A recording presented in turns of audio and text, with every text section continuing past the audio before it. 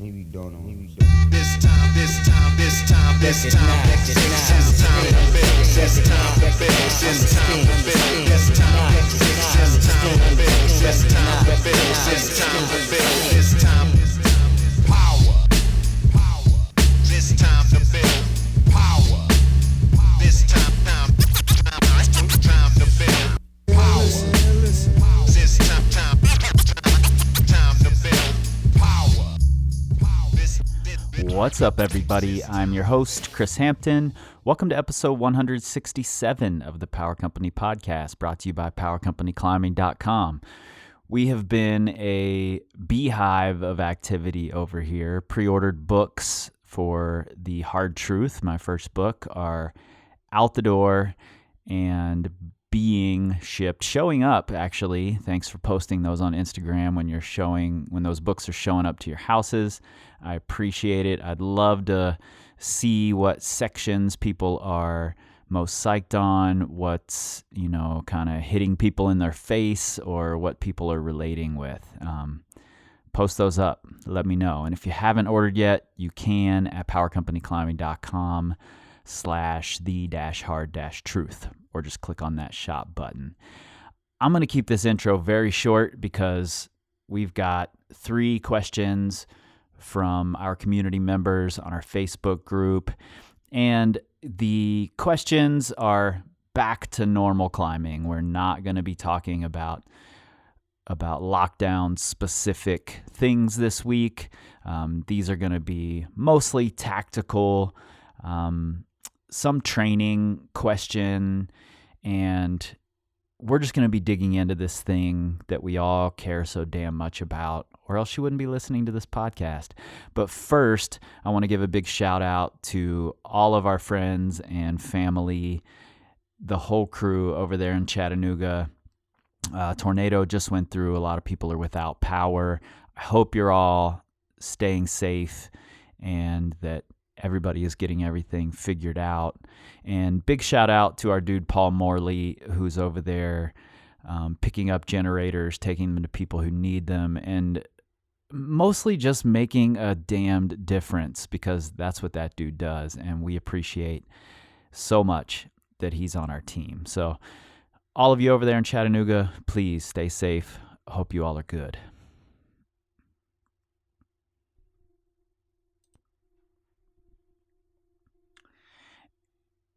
Hope you all are good, and I hope that if you need it, if it's a good time for it, that this episode can take your mind off of things a little bit.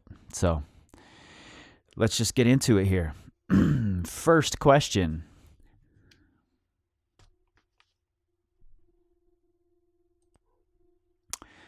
And this one comes from Daniel Murdoch. He basically asks, when do you keep grinding on a route versus deciding you need to train for it to get stronger, to get better?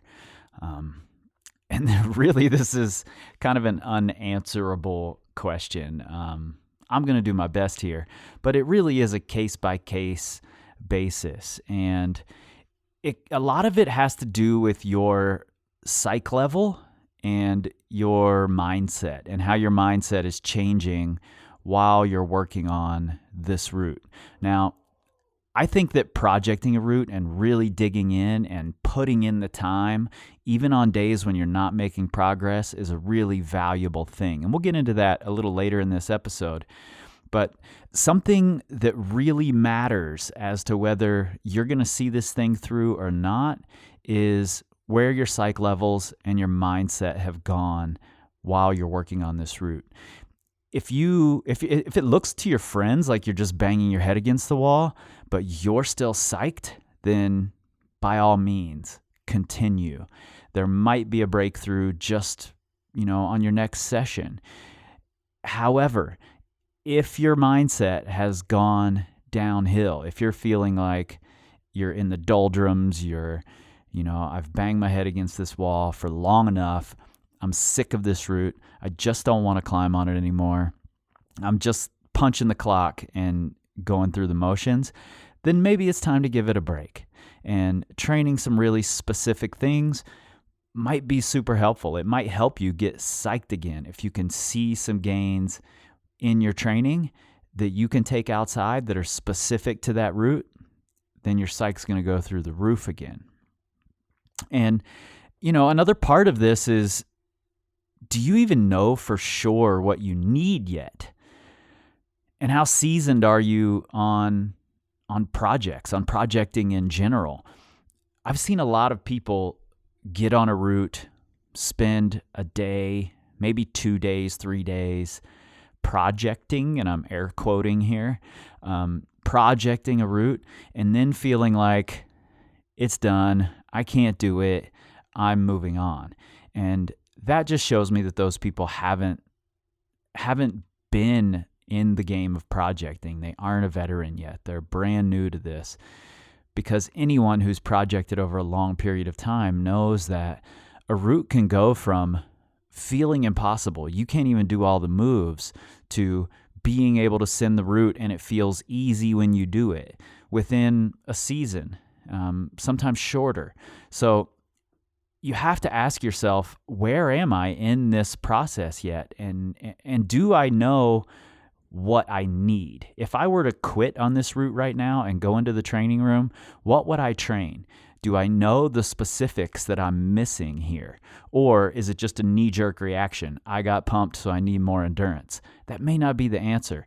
Maybe you suck at crimps and there's a 6-foot section of hard crimping right before you're pumping out. So maybe it's not endurance you need at all. Maybe it's more crimp strength or slightly more crimp power endurance.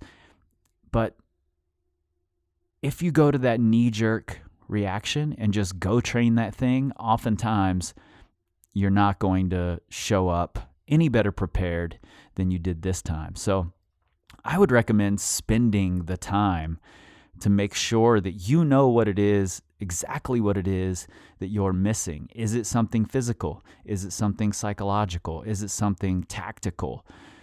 All of those things matter. And you can spend time working and training on all of those things, but you have to know what it is. Otherwise, you're just going to be spinning your wheels. You're going to take up all of your time training random things, and it may not be helping you at all.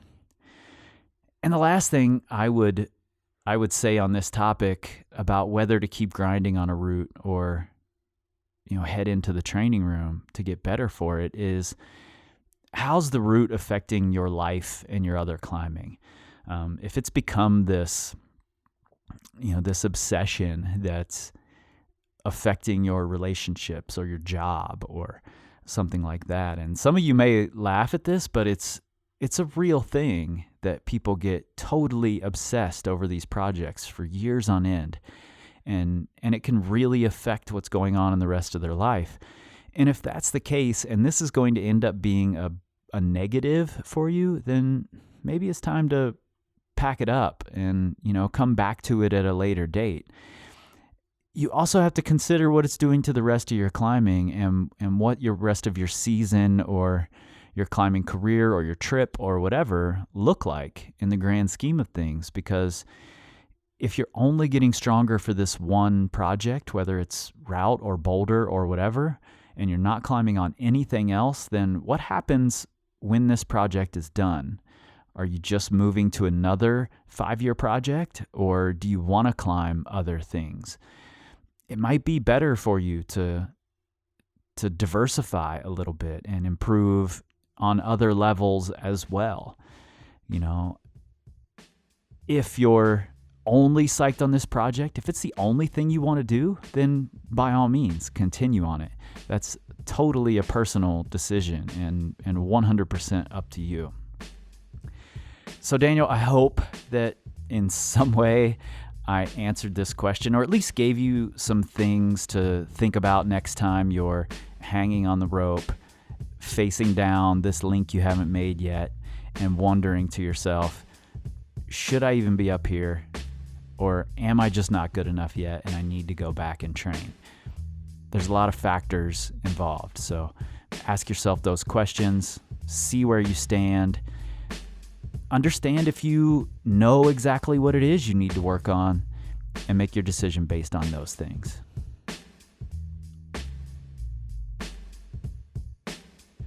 All right, next up is a question from a member of our community who's been really active lately, and I really appreciate all the good questions and all the digging in that he does.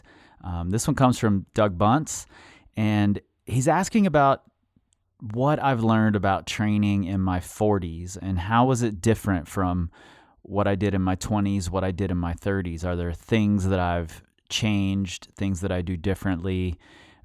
Maybe even things I wouldn't do if I had it to do over.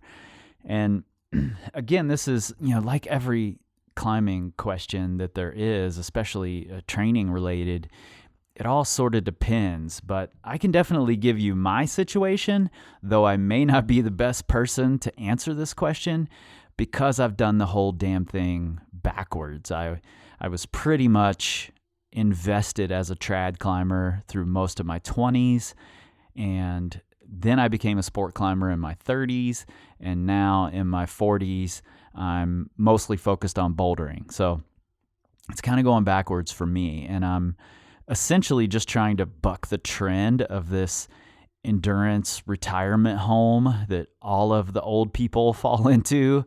I use the word old there very, very loosely.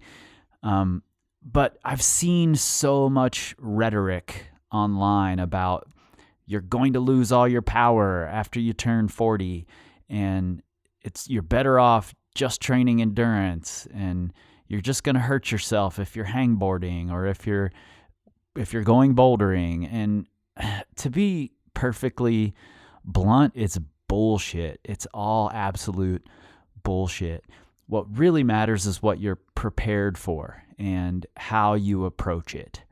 I'm here to tell you that you can absolutely gain more power when you're 40 years old.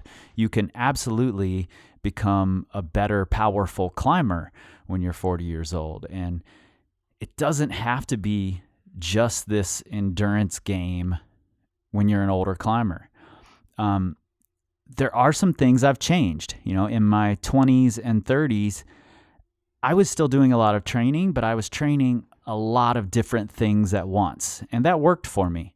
I was making steady gains by working on a lot of different aspects of my climbing. And as I've gotten older, through my late 30s into my mid 40s, I've noticed that if I'm not really specifically focused on something in one session, then I'm not seeing the same sort of gains that I used to.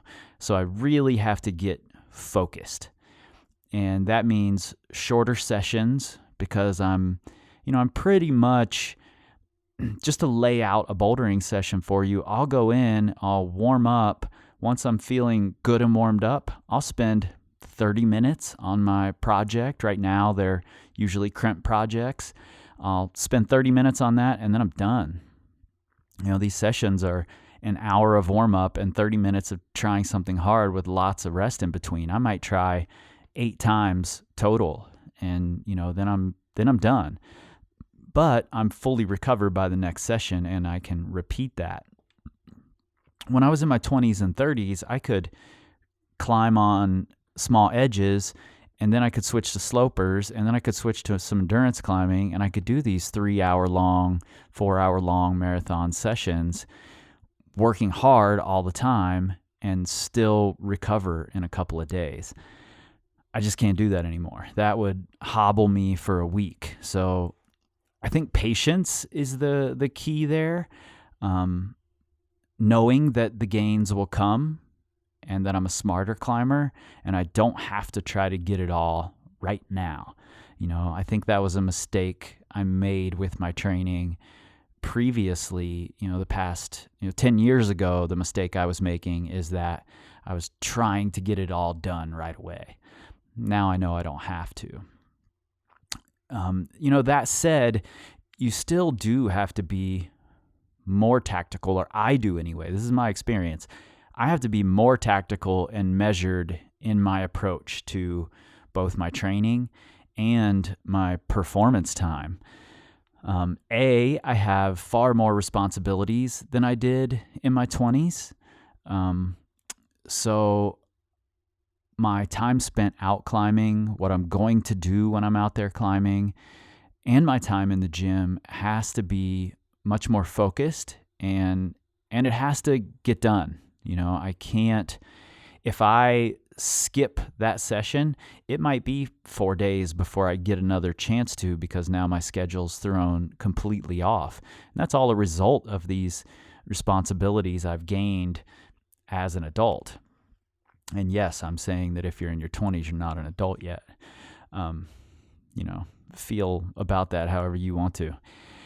But the fact is, the things that I've learned about training in my 40s, to put it very short, is that, number one, don't be afraid of the rhetoric. They're not correct. They're scared. Don't be scared to try to gain power, to try to gain strength, to try to become a more powerful climber. Ultimately, that's going to help you in every facet of your climbing. And if you do it in short, focused sessions, it can work really, really well. In both your training and your climbing outside, plan heavily, be very measured about it, and be very tactical with it. And otherwise, I don't think there's that much that I do differently than I would do or than I would program for a 20 or 30-year-old now. Hopefully that helped answer a little bit of what you're asking, Doug.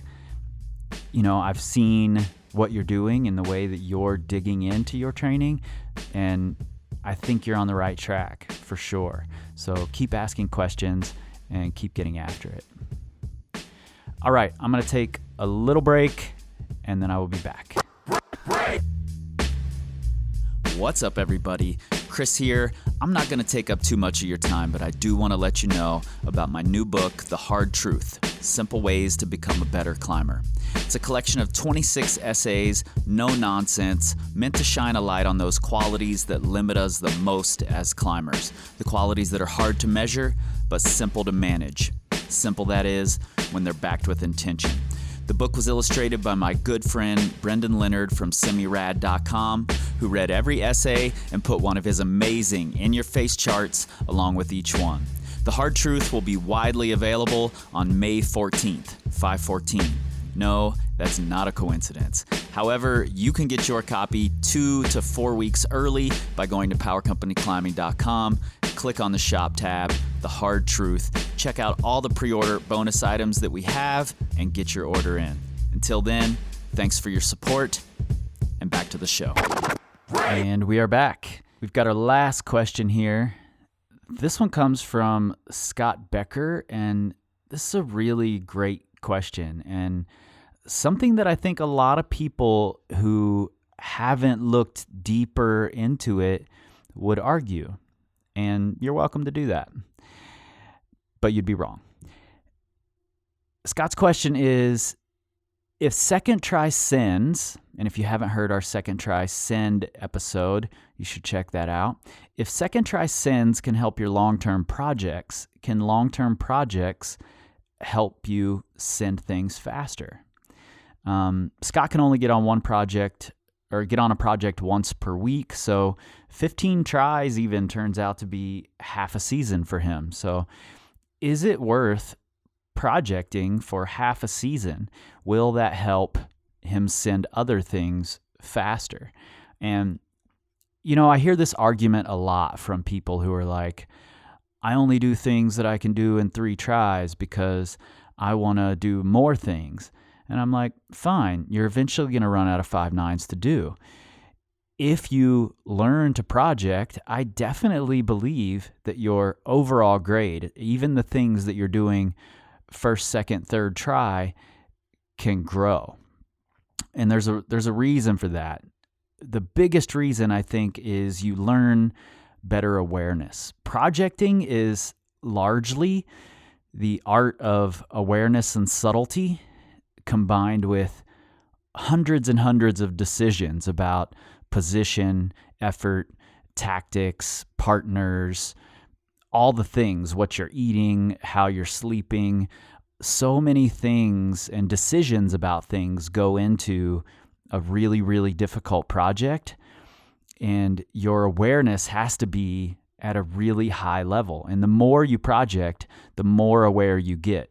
If you watch someone like a Jonathan Segrist work on a project, what happens is he makes hundreds of decisions very, very quickly. He's very aware of these subtleties that work for making a move, but might not work in the grand scheme of things.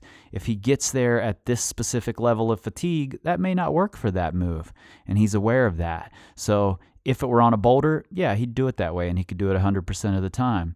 But he doesn't have to climb into it 15 times and fall off to understand that, because he's spent so much time projecting that he's already aware of what small things need to happen in order to make things work for him. And I think that's a step that a lot of people are skipping over.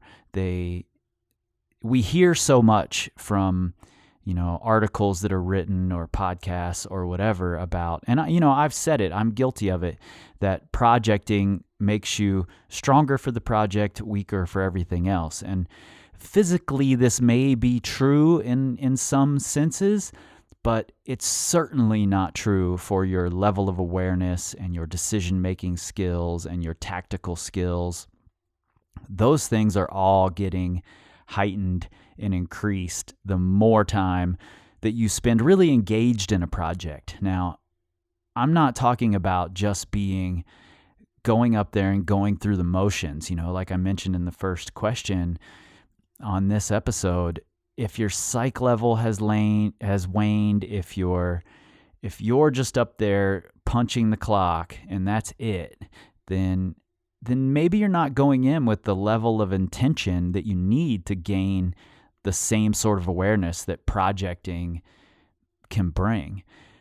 If you ask anybody, any seasoned climber to describe Dave Graham or Jonathan Segrist or Bill Ramsey, they're going to, somewhere in that description, use the words project master or something to that effect, because it really is a skill. It's an amazing skill to have, to be able to put the time in and the dedication required, and B, to heighten your awareness and your decision making to this point where you can do the most difficult things for you physically in these situations. And if you can heighten those things and then drop the level down to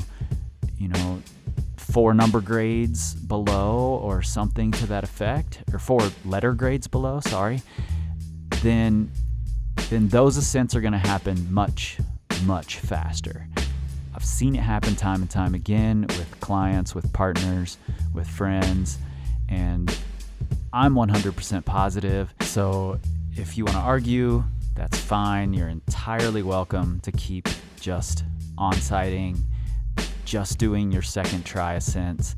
But I can damn near guarantee you that you're not approaching your physical limits even sort of close, because you haven't gained the awareness, the decision making, the tactics required to allow it.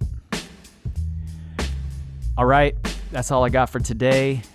Keeping them short for now. We've got a lot of work going on over here. So check out the book, check out the blog, check out the YouTube. We've got some cool things coming. You guys know where to find us. You can find me on Facebook, Instagram. I think we're still on Pinterest. Honestly, I have no idea. At Power Company Climbing. And you can probably find all sorts of things about us on Twitter. You can go on Twitter and argue about whether you should be projecting or not. I'm totally fine with that. I'm not going to see it because we don't tweet. We scream like eagles. This time. This time, this time, this time to build. This time to build. This time to build. This time to build. This time to build. This time to build. This time power. This time to build power. This time to build power. This time to build power. This time to build.